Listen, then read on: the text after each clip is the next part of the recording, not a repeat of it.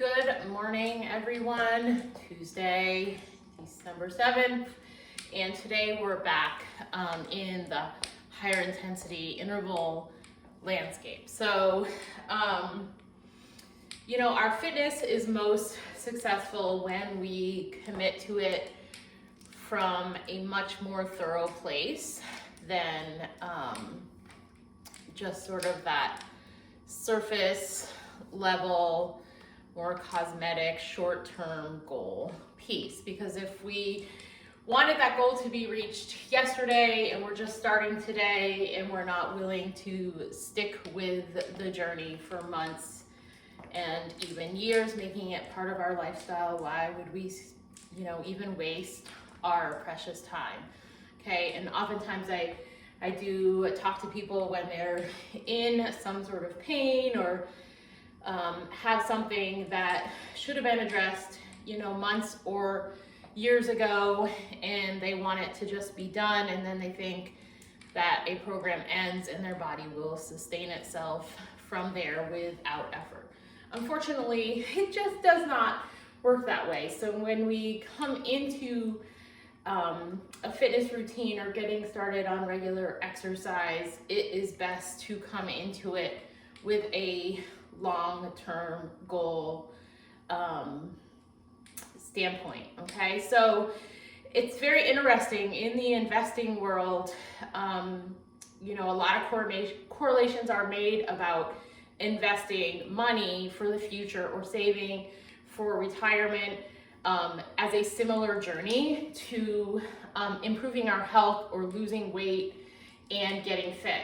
And so the same can be true from the fitness standpoint. When I talk to people about getting fit, I often correlate it to saving for retirement. You can't save for retirement in 3 months of time, just the way you're not going to absolutely transform yourself for a lifetime of fitness and health in 3 months. It's something that we really have to invest ourselves into. But on the flip side, there are days, and as a trainer, I can attest to this because I spend my days working with people on their own workouts. And so what happens is that I have to work even harder to cultivate that time for myself to work out on some days more than others. And today happens to be one of those days.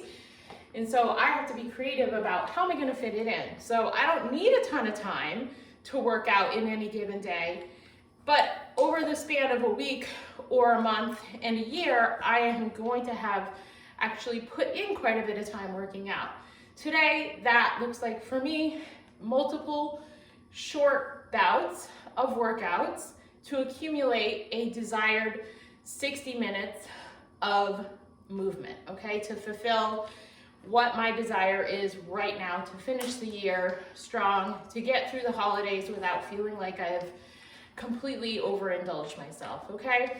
So just to give you a day in the life of a trainer and how this works, and it applies, to everybody, is I started my exercise day with some yoga, some sun salutations, while kind of catching the early morning news headlines for about 8 minutes. And quite honestly, that's a great way to consume the news as well, doing some yoga flow, because there's really not a lot of good news out there, and I still wonder why I continue to keep track of what's going on. Anyway, so now I just jumped on my rower and rode about 2,000 meters, and I have a little bit more time before I need to get ready for the next part of the day. So here is a great option for higher intensity intervals, while also connecting back to maybe a younger version of ourselves through jump rope. So reflect on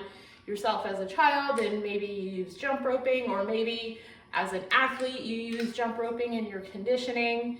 It's still great. I love it. I love the challenge of trying to be good at it and moving my feet quickly, and I know that sort of the impact that comes from it and the power that comes from it that is going to make me better as I age, just as it's a very challenging workout. So the format for that is a Tabata format, which I introduced last week. It's a 4-minute total workout where we do 8 sets of work for 20 seconds at a time. And then we have 10 seconds of rest.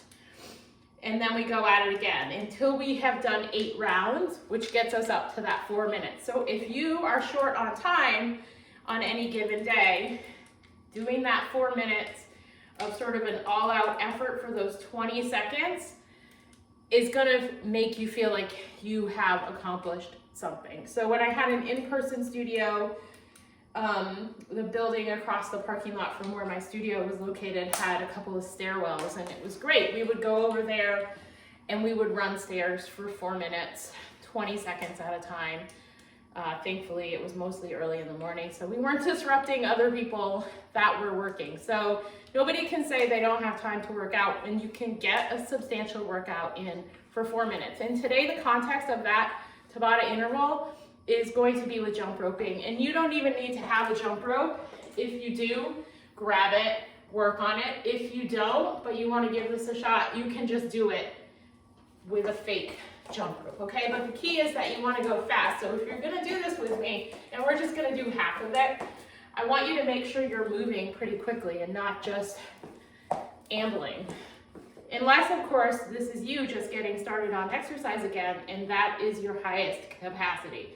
You're going to see me working a little bit faster than that. But let's go ahead and give it a shot. We're going to do 4 rounds together, which is going to be that half Tabata interval, and you can see how you feel at the end, okay? Ready?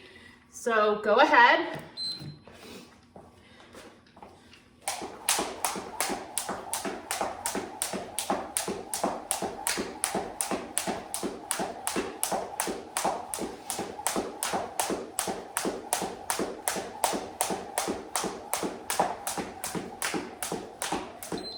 And there we go, just like that. There's 1 round. We've got 3 more to go together. I'm going to do a total of 8. Next one I'm going to do without the jump rope.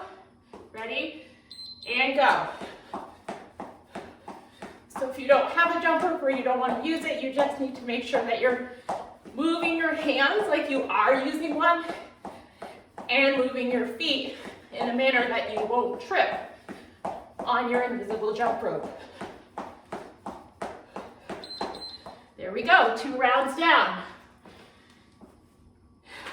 So just pause for these 10 seconds or walk in place.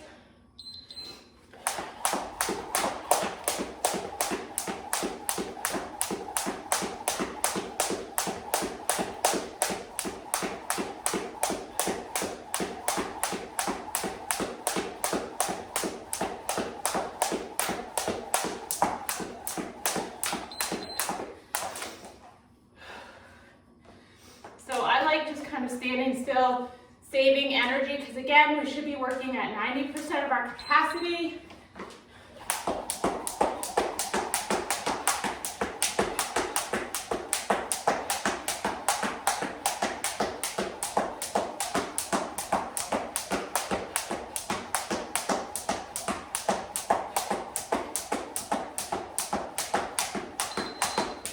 Awesome, there it is, 2 minutes down. So you can continue this on your own. You can do something different, no matter what it is. Just work hard at it.